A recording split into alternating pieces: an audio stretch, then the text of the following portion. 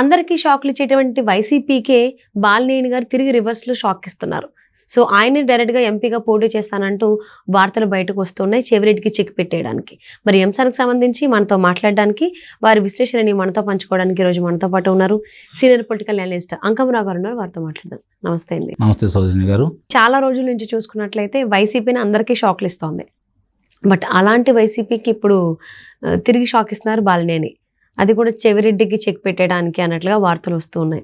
So, చెవిరెడ్డికి check పెట్టడానికి బాలినేనే డైరెక్ట్‌గా ఎంపీగా బరిలోకి దిగుతున్నారు అన్నట్టుగా వార్తలు వస్తున్నాయి. వీటిల్లో ఎంతవరకు వాస్తవం ఉంది? నిజంగానే బాలినేని షాక్ ఇస్తున్నారా వైసీపీకి?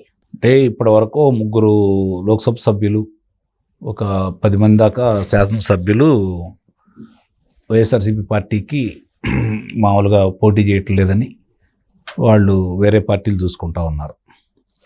దానిలో భాగంగానే ఈయన గురించి బాలినేని శ్రీనివాసరెడ్డి గారి గురించి చూసుకుంటా ఉంటే కొన్ని రోజులు వైసీపీకి రాజీనామా చేస్తున్నారని, అలాగే జనసేనలో చేరుతున్నారని, లేదా తెలుగుదేశం పార్టీలో చేరుతున్నారని ఇప్పుడు దాకా రకరకాలుగా వచ్చినాయి. గతంలో కూడా నేను చెప్పాను, ఇటు పరిస్థితిలో కూడా ఆయన వేరే పార్టీలోకి వెళ్ళడు. ఇవన్నీ వాళ్ళు బెదిరించుకోవడానికి జరుగుతున్న కార్యక్రమాలే. కాబట్టి ఆయన అదే పార్టీలో ఉంటాడు అని, ఏంటంటే ఆయన యొక్క ఆలోచనలు వాళ్ళు వినాలని, అతని మాటను నెగ్గించుకోవాలని, ప్రకాశం జిల్లాలో తిరిగి తన పట్టు సాధించుకోవాలని అతను ప్రయత్నాలు చేస్తున్నాడు. దానిలో భాగంగానే మరి అవతల వ్యక్తి కూడా దానికి తగ్గట్టుగానే ఈయనకి ఎక్కడికక్కడ ఏ రోజుకి ఆ రోజు ఈయన ఎత్తులకు పై ఎత్తులేస్తూ వాళ్ళు చేయాలనుకున్న వ్యక్తులకే లోక్సభ సభ్యుడిగా ప్రకటించడం కూడా జరిగింది.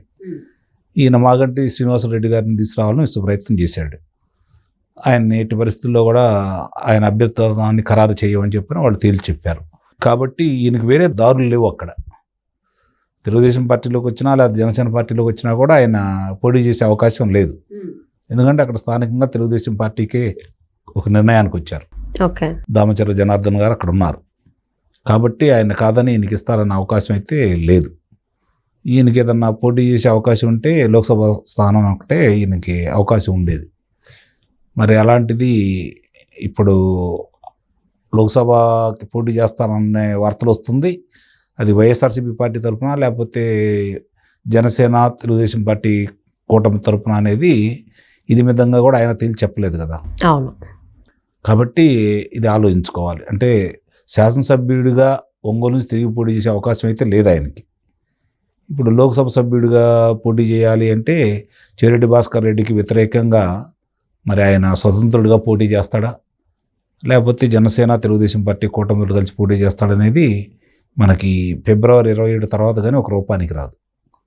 ఎందుకంటే అప్పుడు దాకా వీళ్ళు అనుకున్నట్టుగా తెలుగుదేశం పార్టీ జనసేన కూటమి ఏమి అభ్యర్థులను ప్రకటిస్తారని నేను అనుకోవట్లేదు. ఎందుకంటే రేపు రాజ్యసభ ఎన్నిక ఉంది. ఆ ఎన్నిక తర్వాతే వాళ్ళు ప్రకటిస్తారని నేనైతే భావిస్తున్నాను. ఇది అయిపోయిన దాకా కూడా, అంటే మార్చిలో ఎన్నికలకి తేదీ విడుదలవుతుందనేది మనకు వస్తున్న సమాచారం బట్టి ఈ రాజ్యసభ ఎన్నికలు అయిపోయిన తర్వాత మాత్రమే ఎవరు ఎక్కడ ఏంటనేది, ఎన్నికల 27 అయిపోతే 28నే దాదాపు వాళ్ళు ప్రకటించవచ్చు. అప్పటి వరకు ఈ దోబూసులాట ఇట్లానే జరుగుతూ ఉంటుంది. ఓకే. సో, అంటే బాలినేని ఇంకా రెగ్యులర్గా అల్కపాన్ పెక్కడం, మళ్ళీ దిగడం, మళ్ళీ ఎక్కడం ఇలాంటివి జరుగుతూనే ఉండొచ్చు అంటారా? ఆయనకు మనస్ఫూర్తిగా యువజన కాంగ్రెస్ పార్టీ, యువజన శ్రామిక రైతు పార్టీ నుంచి బయటికి రావడం ఇష్టం లేదు. ఓకే. కాబట్టి ఆయన ఇట్లా దోబుచ్చులాడుతూ ఉన్నాడు. సో, అటు మాగుంటకి సీట్ ఖచ్చితంగా ఇవ్వాలి అని దాన్ని అడగడం, దాన్ని అలా డ్రాగ్ ఆన్ చేయడం, అవన్నీ ఇందుకే అవుతున్నాయి. అవును, నిస్సందేహంగా. ఎందుకంటే ఆయన ఏకాడికి అదే పార్టీలో కొనసాగాలని మనస్ఫూర్తిగా కోరుకుంటున్నాడు. లేకపోతే మిగిలిన వాళ్ళలాగా బయటకు వచ్చేవాడిగా ఈ పార్టీకి ఎప్పుడు. ఇంకా ఆయనకి జగన్మోహన్ రెడ్డి గారి మీద, ఆ పార్టీ మీద అపారమైన నమ్మకం, ప్రేమ ఉంది. అందుట్లో ఎలాంటి సందేహం కూడా లేదు. భయం అయితే లేదు. వాళ్ళ కుటుంబ సభ్యుడే కదా. కాబట్టి ఆయన కాకపోతే ఏంటంటే మొన్నటిదాకా ఏకచక్రాధిపత్యంగా ఒంగోలు జిల్లాని ఆయన చూశాడు. కాబట్టి అవతల సుబ్బారెడ్డి గారు ఇద్దరు నువ్వు నేను అన్నట్టు వాళ్ళ యొక్క అన్నయ్యల్ని పెంచి పోషించుకుంటూ వచ్చారు. ఇప్పుడు సుబ్బారెడ్డి గారిది ఈయనకంటే పైచేయి అయింది. కాబట్టి కొంచెం ఇబ్బందికరంగా ఉంది ఆయనకి. అంతేగాని ఆయన, నా ఉద్దేశం అయితే మాత్రం ఇటు పరిస్థితుల్లో ఆ పార్టీ నిలబెట్టి వస్తాడని అయితే నేనైతే భావించట్లేదు. అంటే అసలు బాలినేనికి అంత ఇంపార్టెన్స్ ఇవ్వలేనటువంటి పార్టీలు ఎందుకు ఇంకా ఉండాలనుకుంటున్నారు? భయంతోనా, లేకపోతే రావాలని అనుకున్న బయటికి రాలేకపోతున్నారు. అదేనండి, యువతల పార్టీ వాళ్ళ దగ్గర నుంచి సరైన స్వాగతం లభించి ఉండదు. అవకాశాలు తిరిగి అదే స్థానం ఇస్తామని వీళ్ళు హామీ ఇచ్చి ఉండరు. కాబట్టి ఇవాళగా రేపైనా సరే నా మాట నాకే ఉంటుంది, తిరిగి నేను మళ్ళీ అంటే ఇప్పుడు ఆయన్ని ఒంగోలు శాసనసభ్యుడిగానే పోటీ చేయాలని ఆయన కోరిక. కాబట్టి అదైతే సాధించుకుంటాడని అయితే నేను భావిస్తున్నాను. వేరే వాళ్ళని ప్రకటించలేదు కదా అక్కడ. ఆయన వరకైతే అది ఇస్తారు. ఇక లోక్సభ సభ్యుడి గురించే కదా వివాదం, అది వాళ్ళ పార్టీలో వాళ్ళకి సంబంధించింది కాబట్టి కొన్ని రోజులు అది కూడా సద్దుమణిగిపోయింది. అంటే మొదటి నుంచి కూడా జగన్మోహన్ రెడ్డి ఎంత ఫ్యామిలీ మెంబర్ అయినా బాలినేనికి ఎక్కువ ముట్టికాయలు వేస్తూ వస్తున్నారు. సుబ్బారెడ్డి గారికి అసలు ఆయన మందలించడం కానీ, అసలు పార్టీ ఆఫీస్ కానీ, తాడేపల్లి ప్యాలెస్ కానీ పిలవడం అలాంటిది ఏం జరగట్లేదు. సో ఎందుకు ఎక్కువ బాలినేని గారికి ఆయన మందలించడం జరుగుతుంది జగన్మోహన్ రెడ్డి? సుబ్బారెడ్డి గారిని అసలు ఎందుకు చేయట్లేదు అలాగా? సుబ్బారెడ్డి గారు, విజయసాయి రెడ్డి గారు, సజ్జల రామకృష్ణారెడ్డి గారు, చెవిరెడ్డి భాస్కర్ రెడ్డి గారు, పెద్దిరెడ్డి రామచంద్రారెడ్డి గారు, వీళ్ళే కదా మంత్రాంగం అంతా నడుపుతోంది. మరి వాళ్ళని కాదని చెప్పని ఈయనకి ఎక్కువ ప్రాధాన్యత ఎందుకు ఇస్తాడు చెప్పండి? కాబట్టి అక్కడ వాళ్ళకే ఎక్కువ ప్రాధాన్యత ఉంటుంది. అలాంటి ఆ 5గురిలో ఒకడైనటువంటి సుబ్బారెడ్డి గారిని కాదని బాలినేని గారికి నీ ఇష్టానికి వదిలేస్తాను, నీ మాట వింటానని అయితే అన్నాడు కదా. కాబట్టి జరుగుతున్న పరిణామాలు ఇవన్నీ. ఇప్పుడు అందుకనే ఆయన ఇండిపెండెంట్గా కానీ, ఇంతకుముందు మీరు అన్నట్టు లేకపోతే వేరే పార్టీలకు సంబంధించి కానీ చెవిరెడ్డికి చెక్ పెట్టాలంటే వేరే పార్టీల నుంచే ఆయన పోటీ చేయాలి బాలినేని. వైసీపీ నుంచి అంటే కష్టం, ఎందుకంటే డిక్లేర్ అనుకున్నారు కాబట్టి చెవిరెడ్డి భాస్కర్ రెడ్డి అని. మరి ఏ పార్టీ నుంచి ఎక్కువ అవకాశాలు ఉండొచ్చు, లేకపోతే ఇంకా ఇండిపెండెంట్ గా ఉండొచ్చా? ఇప్పుడు రెండండి, ఒకటి కూటమి తరపు నుంచా లేకపోతే కాంగ్రెస్ పార్టీ తరపు నుంచా.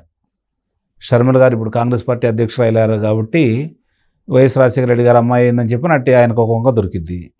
లేదంటే వీళ్ళు కనుక ఏదైనా హామీ ఇచ్చేసి నువ్వు లోక్సభ సభ్యుడిగా వెళ్ళని చెప్పని జనసేనను తెలుగుదేశం పార్టీ కూటమి ఆహ్వానిస్తే ఎట్లా ఉంటుందనేది చూడాలి. ఓకే, సో అంటే కాంగ్రెస్ కూడా వెళ్ళేటువంటి అవకాశాలు ఉన్నాయనుకోవచ్చు అంటారా? ఉంది, సో అటు కూడా వెళ్ళొచ్చు. సో ఇంతకు ముందు కూడా ఈయన స్టేట్మెంట్ ఒకటి పాస్ చేసినట్టు ఉన్నట్టున్నారు కదా, నేను షర్మిల వైపు ఉంటాను, అటు వెళ్ళాలనుకుంటున్నాను అని. అలా కూడా వార్తలు వచ్చిన మాట వాస్తవమే. కానీ ఇప్పుడు ఇది మిద్దంగా ఇప్పుడు దాకా ఏమీ తేలలేదు కాబట్టి ఇప్పటికైతే ఒక రూపానికి ఇంకా రాలేదు. చూడాలి, ఇది ఎన్నికల తేదీ వచ్చేంత వరకు కూడా, వాళ్ళు ఎన్నికల సంఘం వాళ్ళు ప్రకటించేంత వరకు కూడా ఈ దోబూసలాడు జరుగుతూనే ఉంటాయి. ఓకే, సో అది వచ్చేంత వరకు ఈయన అటు ఇటు అన్నట్టు బాలినేని గేమ్ ఆడుతూ, ఈయన ఆట ఆడుతున్నాడా వాళ్ళతోటి, వాళ్ళే ఈయనతో ఆట ఆడుతున్నారని చూసుకుంటే వాళ్ళే ఈయనతో ఆటలాడుకుంటున్నారు. ఇప్పటి వరకు ఈయనకేం ప్రాధాన్యత లేదు కదా. అవును, లేదు. కాబట్టి వాళ్ళకేదో జలక్కివ్వాలని నేను ప్రయత్నిస్తున్నాడు కానీ దాన్నే వాళ్ళేం లొంగినట్టు కనపట్టలేదు. చివరికి లొంగిపోయి ఆ పార్టీతోనే శాసనసభ్యుడిగా నిలబడతాడని అయితే నేను భావిస్తున్నాను.